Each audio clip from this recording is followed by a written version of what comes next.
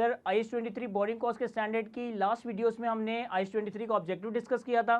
IS-23 में borrowing cost की capitalisation के हवाले से डिस्कशन की थी और लास्ट वीडियो में हमने स्पेसिफिक बोरिंग और स्पेसिफिक बोरिंग के ऊपर जो बोरिंग कॉस्ट है उसकी कैपिटलाइजेशन का तरीक़ेकार डिस्कस किया था। आज की इस वीडियो में हमें जनरल बोरिंग का कॉन्सेप्ट डिस्कस करना है और जनरल बोरिंग पे borrowing cost to be capitalise किस तरह से वर्कआउट होगा ये चीज़ हम डिस्कस कर रहे होंगे। देखें, स्पेसिफिक बोरिंग क्या था। अगर एक क्वालिफाइंग एसेट को कंस्ट्रक्ट या मैन्युफैक्चर करने के लिए स्पेसिफिकली कोई लोन लिया जा रहा है तो ये स्पेसिफिक बोरिंग है। अब जनरल बोरिंग क्या चीज़ है? सर वो बोरिंग, वो लोन जो कि स्पेसिफिक बोरिंग ना हो, वो जनरल बोरिंग्स है। फॉर एग्जांपल, एक कंपनी एक बैंक से 25 लाख रुपए का लोन लेती है और इस 25 लाख रुपए के लोन को कंपनी डिफरेंट जगहों पर इस्तेमाल करेगी। अपने वेंडर्स को पे करने के लिए इस्तेमाल करेगी, अपने एडमिन स्टाफ को सैलरी पे करने के लिए इस्तेमाल करेगी, अपने ऑफिस प्रेमिसेस का रेंट पे करने के लिए इस्तेमाल करेगी, अपने प्रेमिसेस का इलेक्ट्रिसिटी बिल पे करने के लिए इस्तेमाल करेगी और साथ साथ क्वालिफाइंग एसेट की कंस्ट्रक्शन को भी फाइनेंस करने के लिए इस्तेमाल करेगी। तो अगर एक लोन की यूटिलाइजेशन मल्टीपल पर्पसेस के लिए है और one of the purpose qualifying asset की कंस्ट्रक्शन भी है तो सर इस तरह की बोरिंग को हम जनरल बोरिंग कह रहे होंगे। अब जनरल बोरिंग के केस में आप borrowing cost to be capitalise कैसे कैलकुलेट करोगे कि पहले आपको कैलकुलेट करना पड़ेगा एक वेटेड एवरेज कैपिटलाइजेशन रेट। ये वेटेड एवरेज कैपिटलाइजेशन रेट क्या है ये हम डिस्कस करेंगे।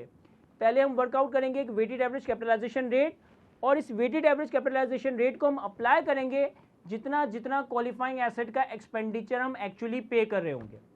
देखें, आम हालात में जनरली जब आप एक बैंक से लोन लेते हो तो आप कोई एक पर्टिकुलर डेट पे बैंक से पैसा ले रहे होते हो, फिर आप उस पैसे का क्या करते हो, अपने पास घर पे संभाल के रखते हो या अपने बैंक अकाउंट में डिपॉजिट करके रखते हो।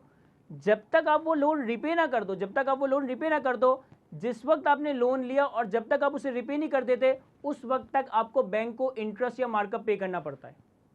लेकिन प्रैक्टिकली एक फैसिलिटी मार्केट में अवेलेबल होती है जिसको हम कहते हैं ओवरड्राफ्ट या रनिंग फाइनेंस फैसिलिटी। देखिए, नॉर्मल लोन में क्या होता है कि आपने डे 1 पे लोन लिया, आपने उसको इस्तेमाल किया या नहीं किया कोई फर्क नहीं पड़ता, बैंक आपको सूद चार्ज करना शुरू कर देगा। जब तक लोन रिपे नहीं होगा आपको सूद बर्दाश्त करना पड़ेगा।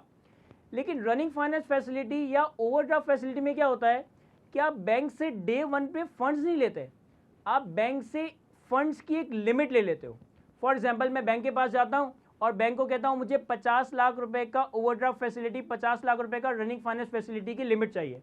तो बैंक मेरा एक KYC प्रोसीजर परफॉर्म करके मेरी डिफ़ॉल्ट रिस्क, मेरा क्रेडिट रिस्क आइडेंटिफाई करके मुझे एक बैंक लोन या ओवरड्राफ्ट की रनिंग फाइनेंस की एक लिमिट असाइन कर देगा। अब जब मुझे लिमिट असाइन हुई ना तो मुझे सूद चार्ज नहीं होगा। सूद उस वक्त चार्ज होगा जब मैं अपनी नीड बेसिस पे फंड वहां से यूटिलाइज करूंगा। फॉर एग्जांपल, मैंने 50 लाख की लिमिट ले ली, 10 दिन बाद मैं 50 लाख में से 5 लाख विड्रॉ करता हूं तो 5 लाख पे सूद लगना शुरू हो जाएगा। 15 दिन बाद मैं मजीद 10 लाख रुपए विड्रॉ करता हूं तो मजीद 10 लाख रुपए पे सूद लग रहा होगा। 2 महीने बाद मैं मजीद 12 लाख रुपए विड्रॉ करता हूं तो 12 लाख पे सूद लगना शुरू हो जाएगा। तो रनिंग फाइनेंस फैसिलिटी या ओवरड्राफ्ट फैसिलिटी में क्या होता है कि आपकी पूरी अमाउंट ऑफ लोन पे इंटरेस्ट चार्ज नहीं हो रहा होता, बल्कि जितना जितना फंड आप यूटिलाइज कर रहे होते हो, जितना जितना फंड आप विड्रॉ कर रहे होते हो उस पे अकॉर्डिंगली मार्कअप चार्ज हो रहा होता है।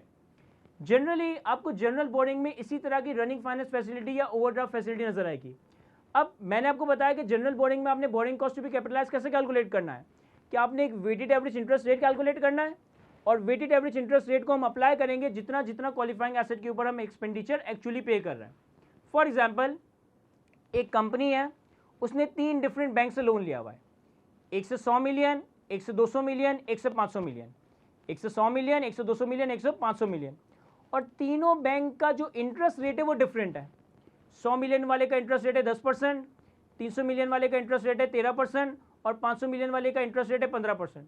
और कंपनी ये कह रही है कि हमारे पास ये जो तीनों लोन से आने वाला पैसा है ना, इससे हम कंपनी के बिजनेस में बहुत सारी जगहों पर इस्तेमाल करते हैं, यानी रेंट, इलेक्ट्रिसिटी, सैलरी, बहुत सारी चीज़ों के लिए इस्तेमाल करते हैं और क्वालिफाइंग एसेट भी बनाने के लिए इस्तेमाल करते हैं।